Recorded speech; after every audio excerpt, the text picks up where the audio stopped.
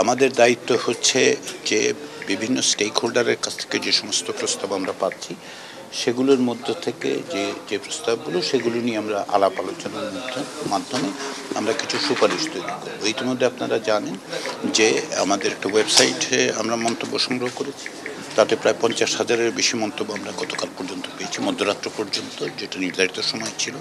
আমরা স্টেক হোল্ডারদের সাথে আলোচনাগুলো অব্যাহত রেখেছি। ইতিমধ্যে আরও কয়েকটি সংগঠনের সাথে আমরা কথা বলব এবং কয়েকজন নেতৃস্থানীয় ব্যক্তির সাথে। এর বাইরে যেটা আমরা আগামী সপ্তাহে থেকে অবশ্যই শুরু করব সেটা হচ্ছে একটা জরিপ, সারা বাংলাদেশে একটা জরিপ তৈরি করব, যাতে করে সমস্ত ধরনের মানুষের মতগুলো আমরা পাই। ধরুন নগর এলাকার, গ্রাম এলাকার, বয়স্ক, তরুণ, সকলে। তো এটাই হচ্ছে আমাদের কাজের অগ্রগতি হচ্ছে। আমরা আশাবাদী আমাদের কমিশনের সকলে অন্তত আন্তরিকতার সাথে কাজ করছেন এবং আমরা সকল রকম সহযোগিতা পাচ্ছি। আমরা অত্যন্ত আনন্দিত যে সকলে সহযোগিতা করছেন, সিভিল সোসাইটি থেকে পাচ্ছি, রাজনৈতিক দলগুলোর পক্ষ থেকে পাচ্ছি। তো আমরা আশা করছি যে আমরা নির্ধারিত সময়ের মধ্যে আমাদের যে দায়িত্ব দেওয়া হয়েছে সংবিধান সংস্কার কমিশনের হাতে, যে দায়িত্ব দেওয়া হচ্ছে সেটা হচ্ছে আমাদের কিছু সুপারিশ করার কথা। তো আমরা প্রস্তাবগুলোর মধ্য দিয়ে আমাদের একটা নির্দিষ্ট সময় দেওয়া হয়েছে 90 দিন। আমি যেটা বলি যে যেহেতু 6ই অক্টোবর এই কমিশনের যাত্রা শুরু হয়েছে, আমরা 5ই জানুয়ারি পর্যন্ত সময় পাবো এরকম আশা করছি, যদিও বলা হচ্ছে 30শে ডিসেম্বর পর্যন্ত। তো আমরা সেই প্রস্তাবগুলো দেব। তারপরে নির্বাচনের প্রক্রিয়াগুলো এক হচ্ছে যে নির্বাচন সংস্কার সংক্রান্ত একটা কমিশন আছে, তারা বলবে। আর এটা নির্বাচনের সিদ্ধান্তটা আসলে নেবে অন্তর্বর্তী সরকার। আমাদের ক্ষেত্রে শুধুমাত্র এই নির্বাচন তো নয়, সংবিধান তো কেবলমাত্র একটি নির্বাচনের বিষয় নয়। আগামীকালের নির্বাচন, আগামী বছরের নির্বাচন, গত বছরের নির্বাচন নয়।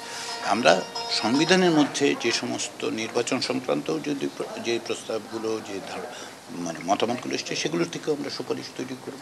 ফলে সুনির্দিষ্ট করে নির্বাচনের বিষয়টা কবে হবে, কী প্রক্রিয়া হবে, সেটা সরকার করতে পারবে।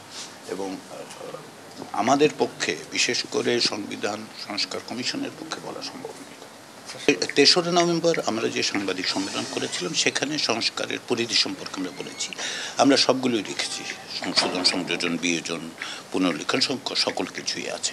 আমরা তো এখন স্টেক হোল্ডারদের সাথে কথা বললাম, তাদের লিখিত বক্তব্য আছে। সব লিখিত বক্তব্য কি আমরা পড়ে শেষ করতে পেরেছি? আমরা এখনো পারিনি, সঙ্গত কারণে, বুঝতেই পারেন আপনারা। তো সমস্ত রকম যে মতামতগুলো এসছে সেগুলি আমরা বিবেচনায় নেব। বিবেচনায় নিয়ে সেগুলির মাধ্যমে যেখানে যে ধরনের সুপারিশ করা দরকার আমরা সেই সুপারিশগুলো। সেটা তো লিখিত কথা বলেন, নানাজন অংশীজনের সাথে আপনারা আলোচনা করেছেন, সেই আলোচনায় আসলে সংস্কার নাকি পুনর্লিখনের বিষয়? দেখুন, সংস্কার কথাটার যে ব্যাখ্যা আমরা দিয়েছি সের মধ্যে পুনর্লিখন আছে, সংযোজন আছে, বিয়োজন আছে, সংশোধন আছে, সব কিছু আছে। আমরা সংস্কারটাকে বড় অর্থে দেখছি আর কি, তাই না? শুধুমাত্র একটি কেবল সংযোজন হবে, কেবল বিয়োজন হবে, কেবল পুনর্লিখন হবে, আমরা তা বলছি না। আর আপনি যে প্রশ্নটা করেছেন যে আমরা কি শুনতে পাচ্ছি, বিভিন্ন মত শুনতে পাচ্ছি, পরস্পর বিরোধী মত তো আছে, তাই না? ফলে এক কথায় যদি আমি সারাংশ করতে চাই তাহলে একটু বিপজ্জনক পরিস্থিতি তৈরি হবে। কারো কথা বলবো, কারো কথা বলবো না। ফলে আমাদের সময় দিন, এটা বলছি এই কারণে যে আমরা সকলের মত শুনছি, সকলের মত সংশ্লিষ্ট করে তাদের মতের সারাংশ নিয়ে কিছু সুপারিশ আমরা তৈরি করতে পারবো।